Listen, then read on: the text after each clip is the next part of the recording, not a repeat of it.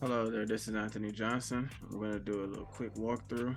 T-SQL slash SSIS, I guess you could say is a project. So we're going to ultimately end up adding a derived column in SSIS. But before then, we are looking, what's currently on screen, we are looking at our result set. So this is the main focus right here. And there's a myriad of ways that we can do this, but we're gonna do it just to show the aspects of SSIS. So essentially, we want our data set to be like this. All our transactions from within those countries, we're not even gonna order it. We're just gonna leave it as is. So we have our results, right? We have this price and the quantity column. We're going to multiply those two together, and that's what's going to give us our total. That's going to be the total transaction amount. And like I mentioned before, there is a myriad of ways to do this. We can just drop it in an execute SQL task or stuff like that, but we're not going to do that. We're going to do this from just for demonstration purposes, actually. So when we do our package, we're going to use this query. We're going to take that out. That was just for demonstration purposes. So we're going to ultimately have this result set, and then we will create our column from there.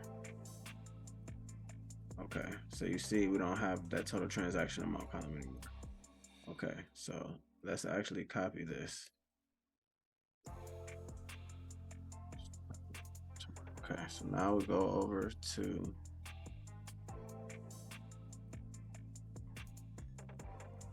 to our environment in SSIS. We are in our control flow. I already named the package derived column, so we're there. I'm gonna drop my data flow task out there. And this is a fairly common and a fairly simple procedure. So we're just gonna go. I'm going to go ahead and talk you through this one. So OLADB source,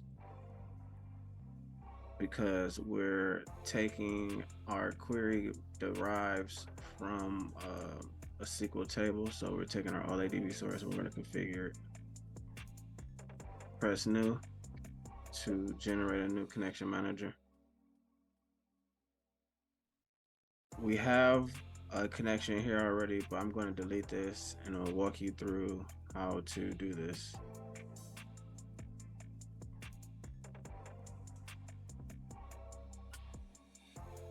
Get that. Now I believe this is only to the scope of Microsoft SQL Server. Now, so if you're on Oracle, I'm not sure. I'm sure you'll have to. I'm sure it connects, but it will be. I'm trying to move this out the screen. I'm sorry, I apologize. Okay, it's not helpful either. Okay, there we go.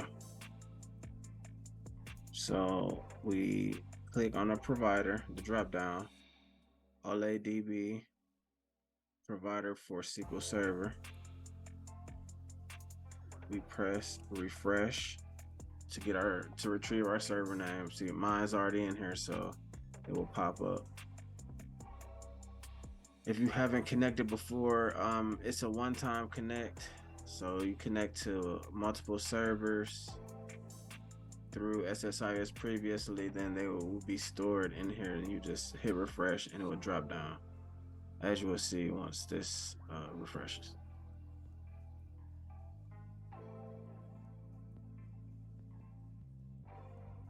So there go my server name.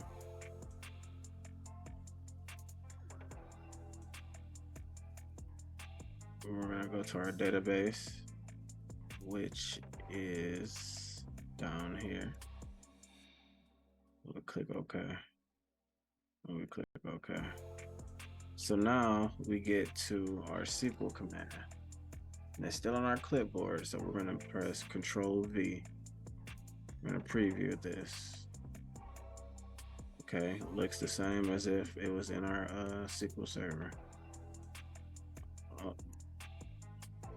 Press columns, check our mapping, and that's good. So now we need to add our derived column transformation out there.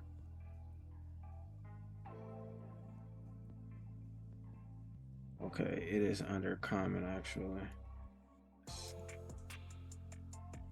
Derived column. And then might as well just drop our OLADB destination out there.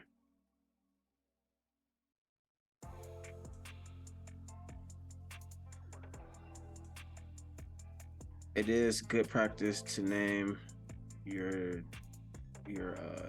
tabs. So I'm gonna name mine. So we'll name this America's data source.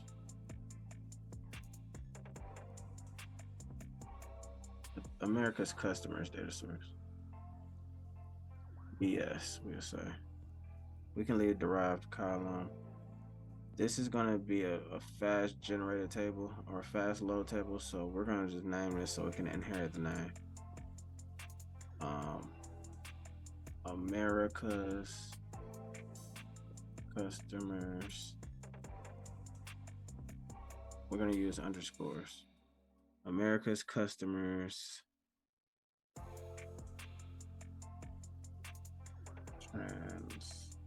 transactions. And then we'll just underscore DC for derived column.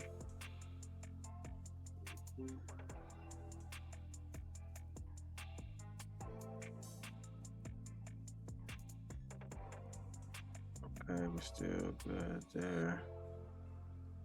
All right, now we're gonna go here.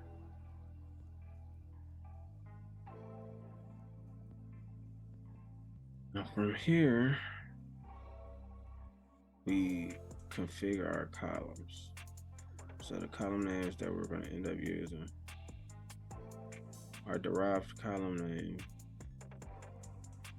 we make one. It's gonna be called total transaction amount.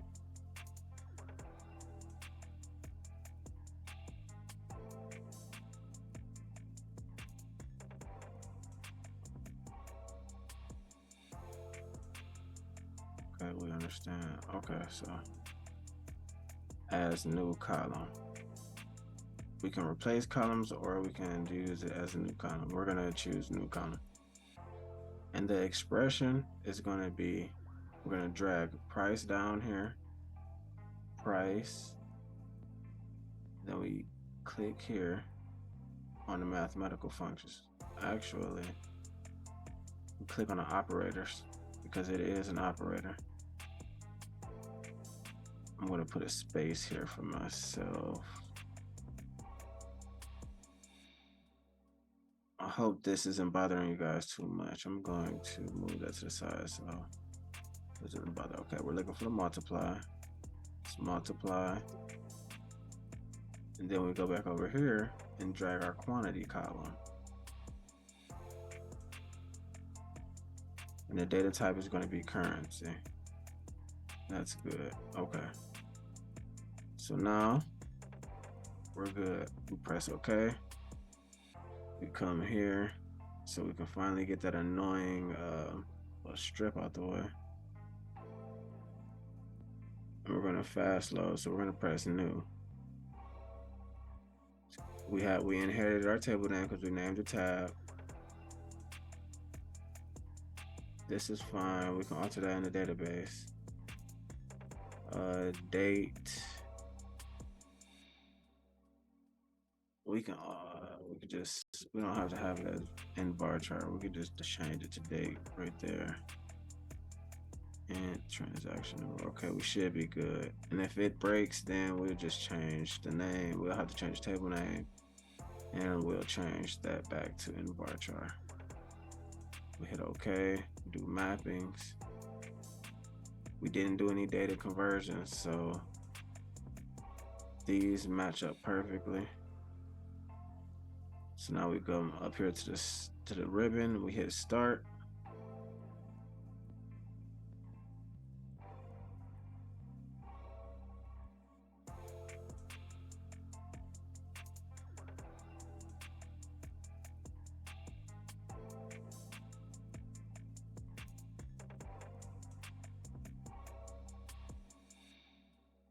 And okay, you see we have our 1,125 rows as we seen in our database when we ran it in SSMS.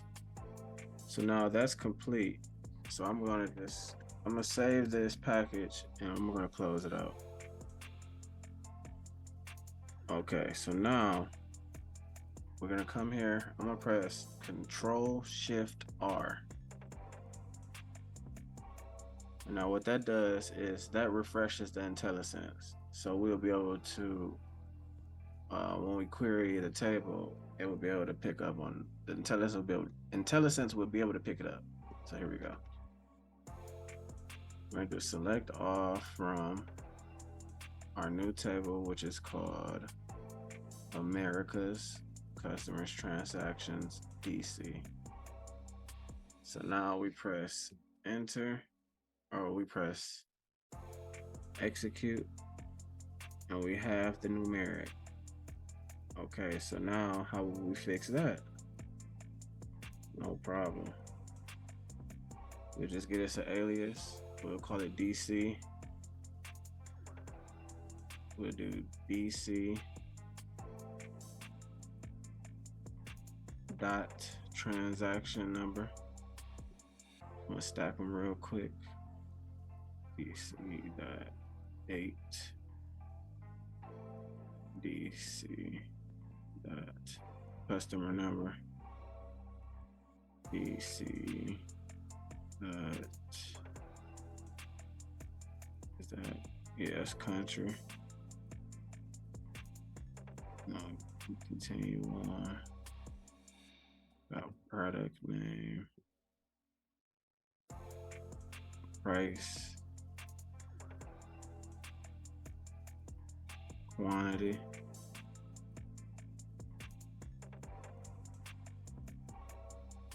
and last but not least, our derived column that we just created. And now what we're gonna do is we're gonna cast, since it's already numeric, we shouldn't have any issues with casting this as money. We're gonna also just copy and paste this inside of here. All right, so now let's see. I'm just gonna do a top one just to see if it executes. Okay, so that works. So you see we clean up all of those zeros. It was in the numeric value. So now what we're gonna do is I'm gonna remove this. Now we can use our into keyword, into pound, which is our temp table. We call it backup Americas. We execute this.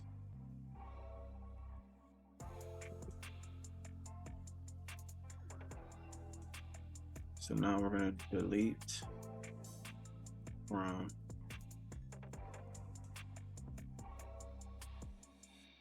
our SSIS table. We're going to delete from there.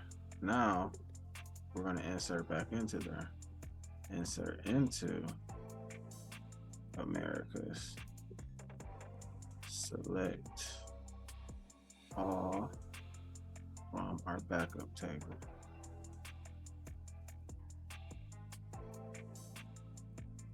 And now let's select from our table.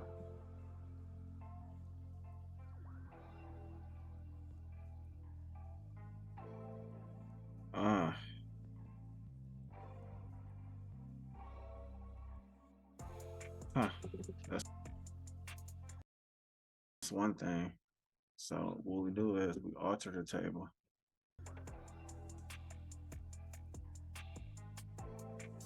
We're gonna alter